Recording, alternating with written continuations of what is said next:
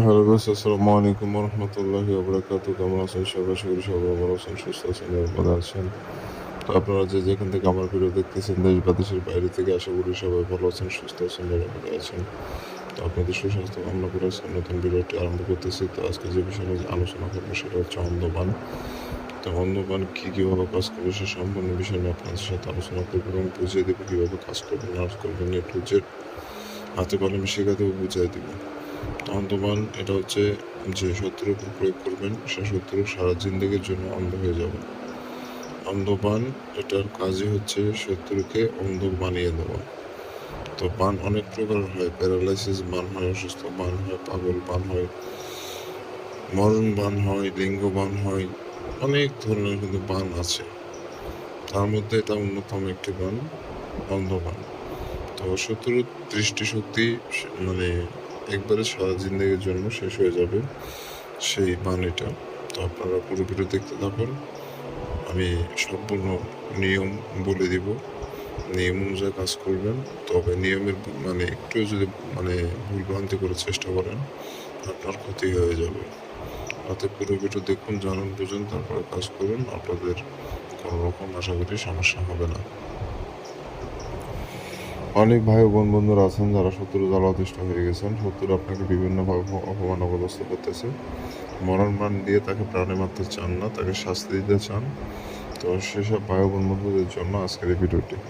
এই ভিডিওটির মাধ্যমে আপনি যদি বানটা প্রয়োগ করেন, সে অন্ধ হয়ে যাবে, সে তার শাস্তি সে পেয়ে যাবে, কিন্তু মৃত্যুবরণ করবে না। তো অনেকে আছেন যারা শত্রুকে মারতে চান না, তাদের জন্য আজকের এই ভিডিওটি।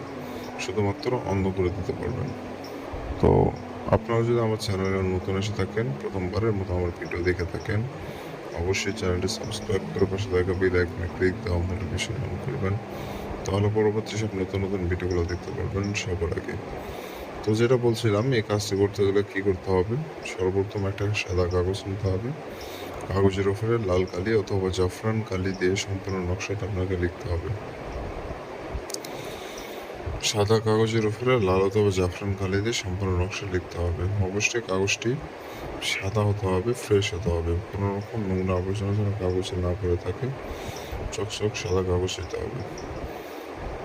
তো এভাবে করে মূলত সম্পূর্ণ নকশা কমপ্লিট করবেন এবং নিজেও পাক পবিত্র থাকবেন। যে জায়গায় অবশ্যই নকশা লিখবেন, জায়গাটা যেন পাক পবিত্র থাকে, বিষয়টা লক্ষ্য রাখবেন। তো এইভাবে করেও আপনাকে মূলত সম্পূর্ণ নকশা কমপ্লিট করতে হবে। তো এই নকশাটা আপনি যে কোনো দিন লিখতে পারবেন, তবে রাত 12টার পর নকশা লিখতে বসবেন। রাত 12টার পর নকশা লিখতে বসবেন। রাত 12টার আগে নকশা লিখলে কাজ হবে না, রাত 12টার পর নকশা লিখতে হবে।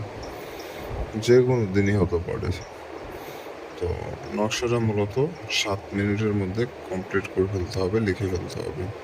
7 মিনিটের 1 সেকেন্ড যদি বেশি সময় লাগান নকশা লিখতে, সেক্ষেত্রে কাজ হবে না।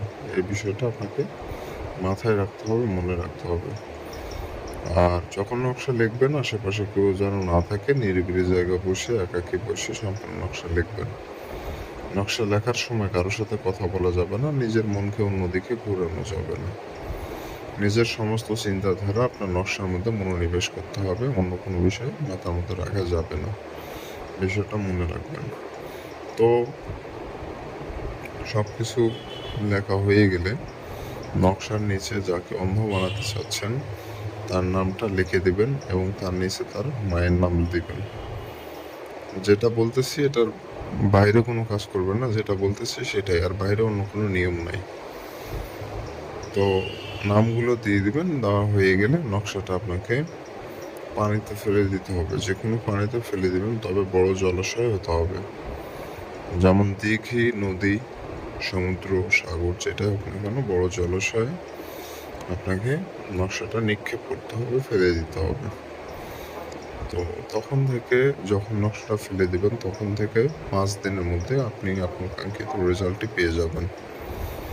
যারা অনুমতি নেবেন, চ্যানেল সাবস্ক্রাইব করে কমেন্টের নাম লিখবেন, অনুমতি পেয়ে যাবেন। চ্যানেল সাবস্ক্রাইব ছাড়া অনুমতি দেই না। আর আমার সাথে যোগাযোগ করতে চাইলে স্ক্রিনে দেওয়া নম্বরে এই মুহূর্তে যোগাযোগ করতে পারবেন। ভালো থাকবেন, সুস্থ থাকবেন। দেখা হচ্ছে পরবর্তী কোনো এক নতুন ভিডিওতে। আল্লাহ হাফেজ।